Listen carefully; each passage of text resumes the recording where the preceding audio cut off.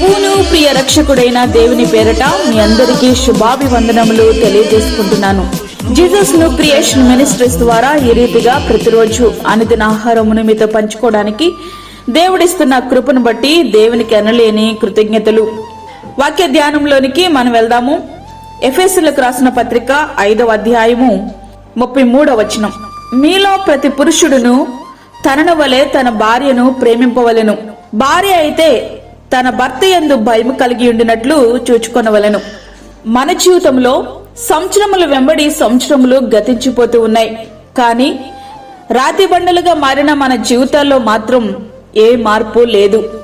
అయినప్పటికీ నీవెట్లా జీవించినప్పటికీ నీ ప్రవర్తనకు ప్రతిఫలమియ్యక ఆయన కృపలో ఈ క్షణం వరకు నిన్ను నడిపిస్తూ మరొక నూతన సంవత్సరంలోనికి నిన్ను ప్రవేశపెట్టడానికి ఆయన ఇష్టపడుతున్న తరుణంలో పరిశుద్ధ దేవుని పిల్లలముగా మన జీవిత భాగస్వామ్యం పట్ల మన విశ్వసనీయత ఏ రీతిగా ఉందో స్వపరిశీలన చేసుకునే ప్రయత్నం ఎల్లప్పుడూ మనం చేస్తూ ఉండాలి.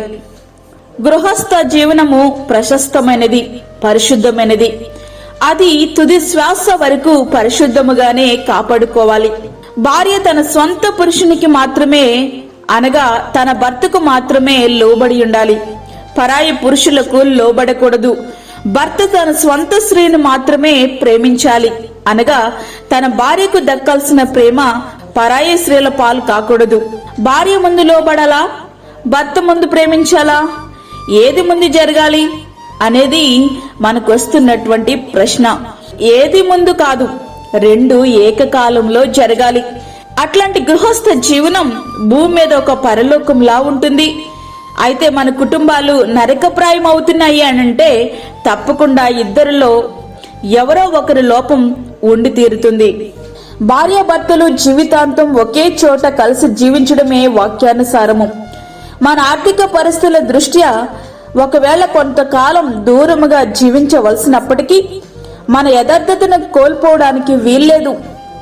మనం మనుషులను మోసం చేయగలమేమో గాని దేవుని చేతిలో మాత్రం అడ్డంగా బుక్కైపోతాం.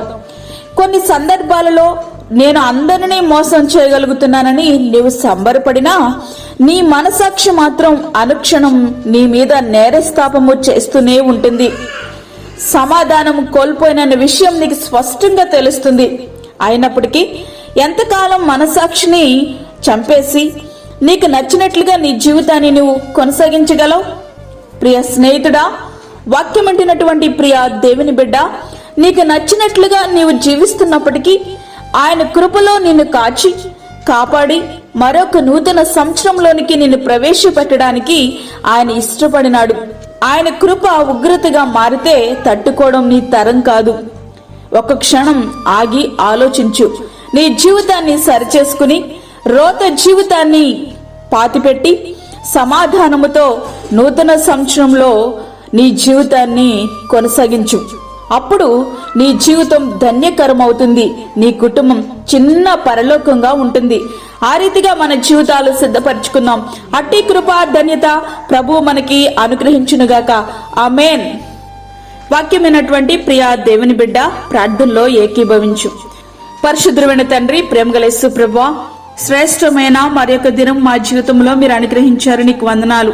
ఈ దినమంతటికి కావలసిన నీ కృపను మాకు సమృద్ధిగా దయచేయండి ప్రభువా. ప్రతి విధమైన శోధన, కీడు, ప్రమాదం, తెగుల నుండి మీరు మమ్మల్ని కాపాడండి.